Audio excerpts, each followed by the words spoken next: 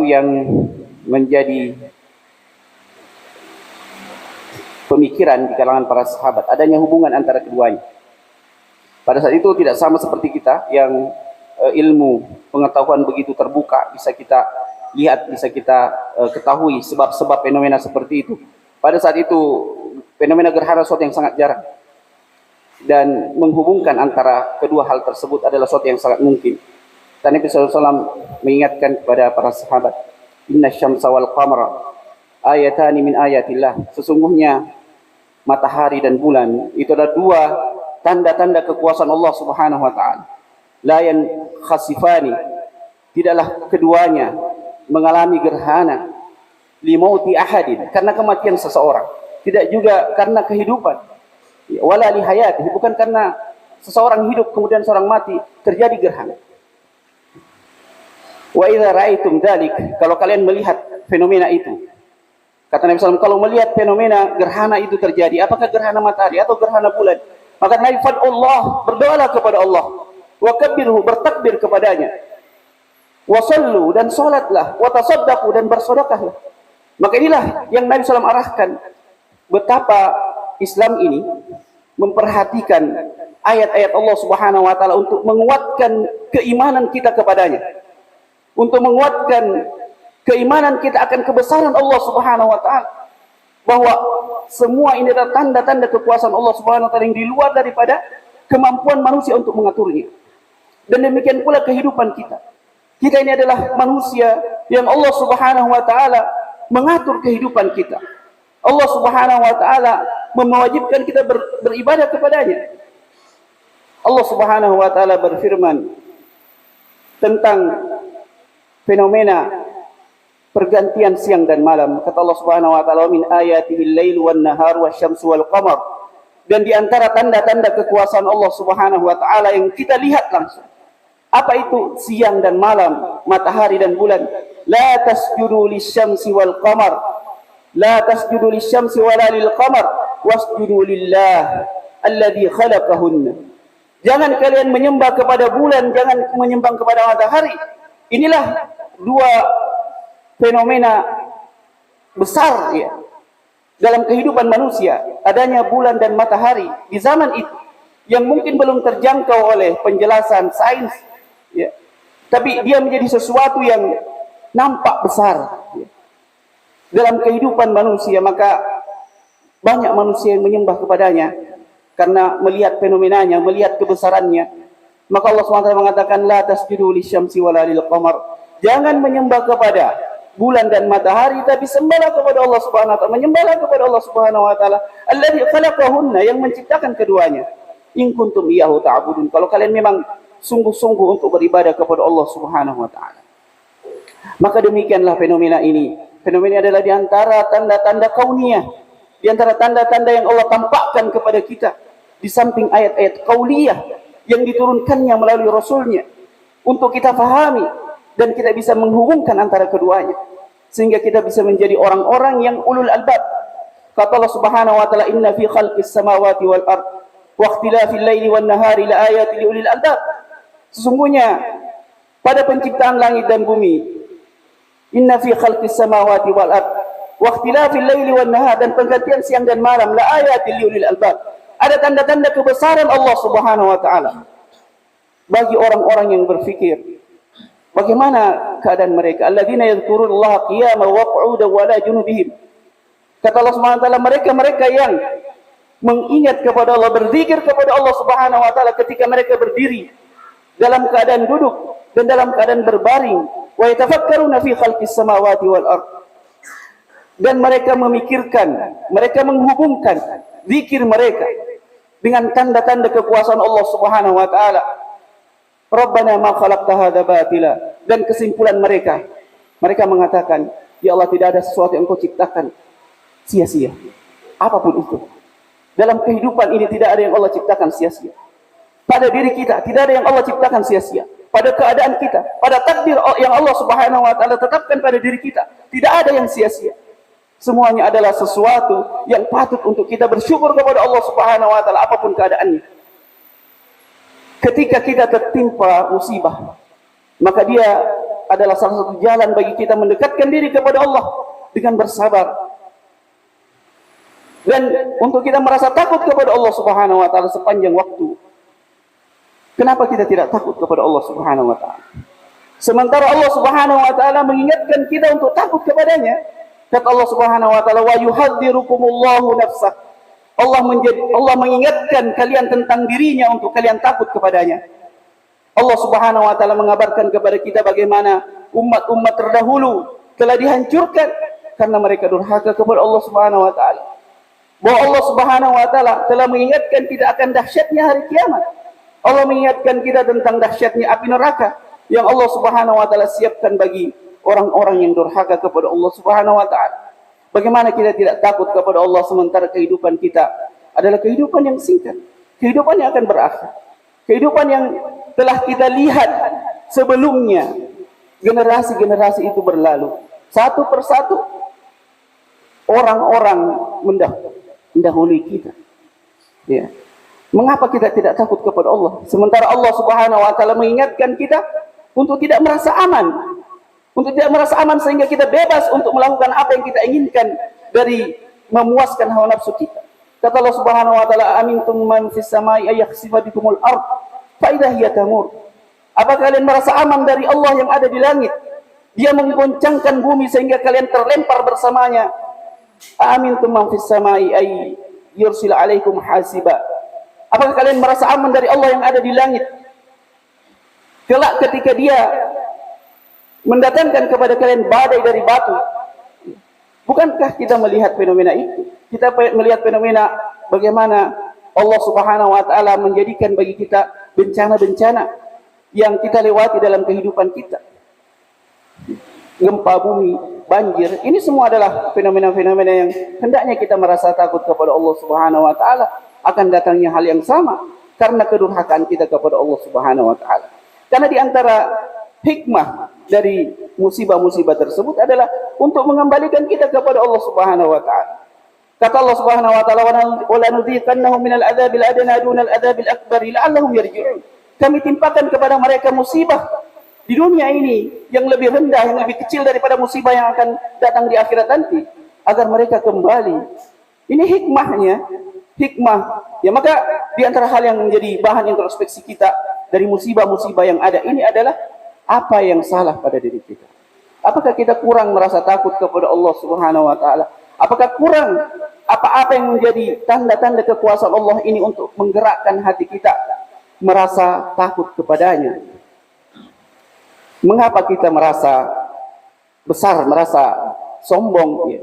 Sementara manusia-manusia yang mulia beristighfar kepada Allah Subhanahu wa taala.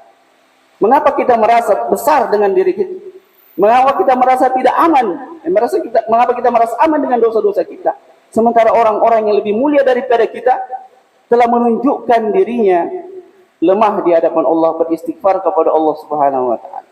Bagaimana Nabi Adam alaihissalam mengatakan kepada Allah, "Rabbana zalamna anfusana wa illam taghfir lana lanakunanna minal khasirin." Nabi Adam alaihissalam yang malaikat bersujud kepadanya. Nabi Adam mengatakan kepada Allah, "Rabbana zalamna anfusana." Wahai Tuhan kami, sungguhnya kami menzalimi diri kami sendiri. Rabbana zalamna anfusana wa illam taghfir lana, jika Engkau tidak mengampuni kami, lanakunanna minal khasirin, kami akan menjadi orang-orang yang merugi.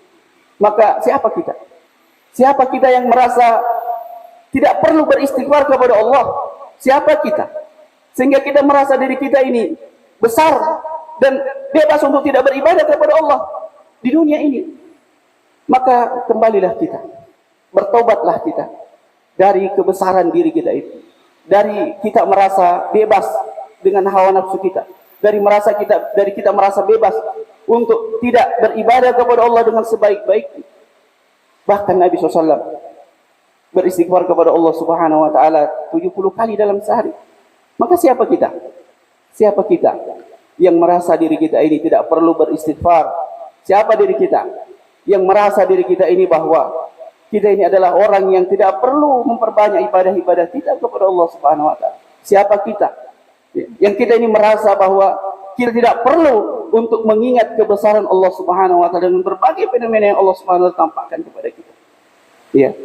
Dan Di antara perkara yang penting menjadi pelajaran dari berbagai musibah, yang pertama adalah bagaimana kita menguatkan kesabaran kita, menguatkan diri kita untuk keluar dari keterpurukan diri kita dalam hubungan kita kepada Allah, demikian pula dengan hubungan kita kepada manusia. Karena setiap musibah adalah fitrah kehidupan. Setiap masalah-masalah yang kita hadapi adalah fitrah kehidupan. Karena demikianlah kehidupan ini mempergilirkan pada diri kita perkara-perkara yang berat, musibah-musibah. Demikian pula hal-hal yang menyenangkan diri kita. Hidup ini mempergilirkan itu, ya. Dan Allah Subhanahu wa taala memberikan keringanan dengan apa? Dengan memberikan kemudahan-kemudahan 2 kali dari setiap kesulitan-kesulitan yang Allah berikan kepada kita. Inna ma'al usri yusra, inna ma'al usri yusra. Setiap kesulitan itu diikuti dengan 2 kemudahan.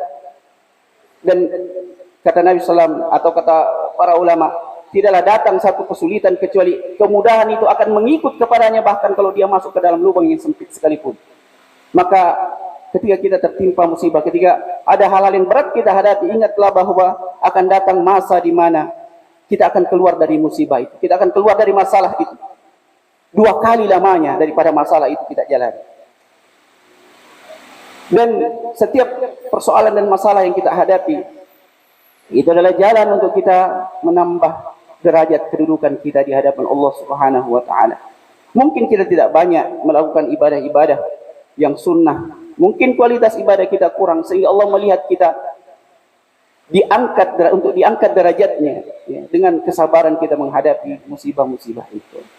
Maka ini di antara hikmah musibah. Kemudian juga bagaimana kita melihat musibah itu sebagai ujian bagi diri kita atas apa yang menimpa saudara-saudara kita. Kata Nabi SAW,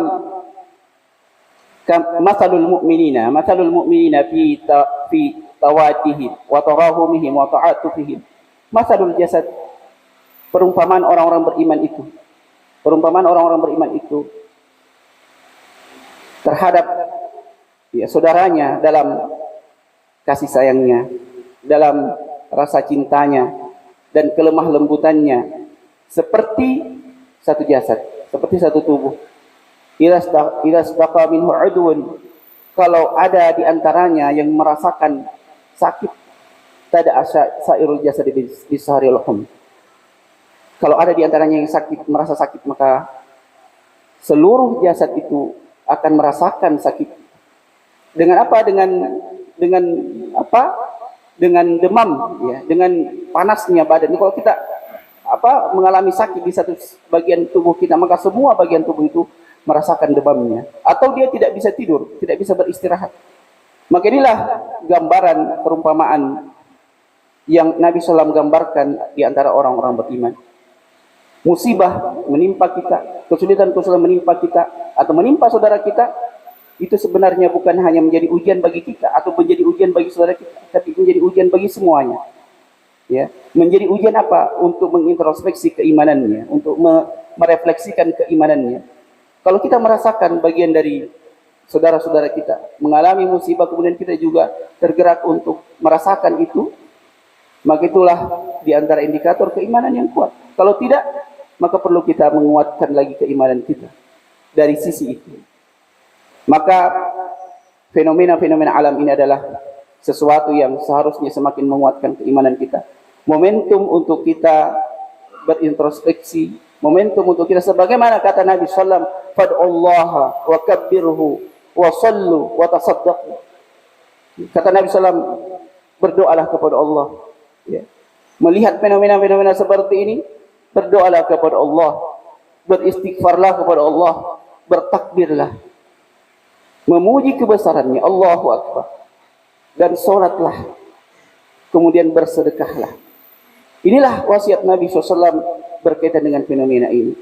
Sehingga setiap fenomena yang ada di tengah-tengah kita, yang kita jalani di sekitar kita, yang kita hadapi, adalah pelajaran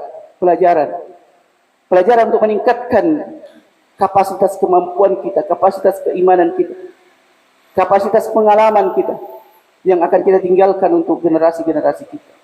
Kita punya tanggung jawab dalam kehidupan, bukan orang yang lepas dari tanggung jawab. Kita punya tanggung jawab besar dalam kehidupan kita. Kita punya tanggung jawab besar dengan diri kita, dengan keluarga kita, dengan lingkungan kita, dengan diri kita. Kata Allah Subhanahu wa taala, kata Allah Subhanahu wa taala dalam Al-Qur'an tentang bagaimana kita diperintahkan untuk beribadah kepada Allah Subhanahu wa taala. Kata Allah, "Wa anfiqu mimma razaqnakum min qabli ayyati ahadakumul maut." Infaklah kalian sebelum datang kematian. Fa yaqula rabbi laula akhartani ila ajalin qarib. Kemudian berkatalah salah seorang di antaranya, mereka mengatakan, "Mengapa saya tidak diakhirkan waktu kematian saya sampai waktu yang singkat saja?" Fa asaddaqu wa aku minas sholihin. Saya akan bersedekah dan menjadi orang yang soleh. Kata Allah Subhanahu wa taala, "Wala yu'akhirullahu nafsan idza jaa'a ajaluha." Allah tidak mengakhirkan kehidupan seorang sampai datang ajalnya. Ketika telah datang ajalnya. Allah tidak mengakhirkan kematian seorang ketika telah datang ajalnya. Wallahu khabirum bima ta'malun. Allah mengetahui, Allah Maha mengetahui apa yang engkau sembunyikan, apa yang engkau alami. Seandainya engkau diakhirkan pun akan sama saja seperti itu. Ya, maka kita punya, dan terhadap keluarga kita kata Allah Subhanahu wa taala, "Qu anfusakum wa ahlikum nara." Jagalah diri kalian dan keluarga kalian dari api neraka. Kita punya tanggung jawab, bukan orang yang lepas dari tanggung jawab. Selama kita hidup, maka tanggung jawab itu melekat pada diri kita. Tanggung jawab untuk apa? Untuk kita membebaskan diri kita dari api neraka. Dengan sebuah kebaikan-kebaikan yang mungkin kita bisa lakukan. Maka setiap waktu yang berlalu adalah kesempatan yang hilang. Jika kita tidak mengisinya dengan ketaatan kepada Allah Subhanahu wa taala. Kalau begitu, betapa banyak kita sia-siakan waktu. Betapa banyak kita sia-siakan kesempatan yang begitu berharga bagi orang-orang yang didatangi oleh kematiannya. Ya, maka semoga Allah Subhanahu wa taala menetapkan keistiqomahan pada diri kita, kekuatan untuk kita terus menjalani kehidupan ini dalam keadaan yang baik dan menutup kehidupan kita dengan keadaan yang baik. Semoga apa yang kita dapatkan pada malam hari ini dari fenomena yang Allah Subhanahu wa taala tunjukkan, ayat-ayat Allah Subhanahu wa taala yang Allah tunjukkan kepada kita, menjadikan kita orang-orang yang semakin bisa melihat diri kita menjalani kehidupan ini dengan penuh keyakinan akan pertolongan Allah Subhanahu wa taala, di samping juga komitmen untuk kita semakin kuat dalam beribadah kepada Allah Subhanahu wa taala, baik yang kaitannya dengan Allah Subhanahu wa taala maupun yang kaitannya dengan hubungan kita sesama manusia. Karena memang demikianlah ibadah itu. Ibadah itu ada yang berkaitan dengan Allah Subhanahu wa taala, ada yang berkaitan dengan sesama kita manusia. Maka mari kita melihat itu dan kemudian menjalankan sesuai dengan keadaannya, sesuai dengan kadarnya, sesuai dengan hak-haknya, sesuai dengan apa yang kita munasabah ya dengan diri kita, apa yang sesuai dengan keadaan kita. Melihat bahwa setiap apa yang kita hadapi, apa yang kita lalui itu adalah kesempatan ibadah kepada Allah Subhanahu wa taala, meskipun mungkin berbeda-beda bentuknya, berbeda-beda kadarnya ya. Ada masa di mana kita harus memaksimalkan ibadah kepada Allah, ada masa di mana kita memaksimalkan mungkin ibadah kepada sesama manusia. Semoga bermanfaat pertemuan kita pada malam hari ini. Kita akhiri, subhanakallahumma rabbana wa bihamdika asyhadu an la ilaha illa anta astaghfiruka wa atubu ilaik, dan kita berdoa kepada Allah Subhanahu wa taala, Rabbana zalamna anfusana wa illam taghfir lana wa tarhamna lanakunanna minal khasirin. Rabbana la tuzigh qulubana ba'da idh hadaytana wa hab lana min ladunka rahmah innaka antal wahhab. Rabbana ighfir lana wa liwalidayna warhamhum kama rabbawna shighara. Rabbana ati nufusana taqwaha wa zakkiha anta khairu man zakkaha anta waliyuha wa maulaha. Rabbana ighfir lana wa li ikhwanina alladhina sabaquna bil iman wa la taj'al fi qulubina ghillan lil ladzina amanu rabbana innaka ra'ufur rahim. Rabbana hab lana min azwajina wa dhurriyyatina qurrata a'yunin waj'alna lil muttaqina imama. Rabbana hab lana min azwajina wa dhurriyyatina qurrata a'yunin waj'alna lil muttaqina imama. Rabbana inna nas'aluka ridhaka wal jannah wa na'udzu bika min sakhatika wan nar. Rabbana atina fid dunya hasanah wa fil akhirati hasanah wa qina 'adzaban nar. Wa sallallahu ala nabiyyina Muhammadin wa ala alihi wa sahbihi ajma'in. Walhamdulillahi rabbil alamin.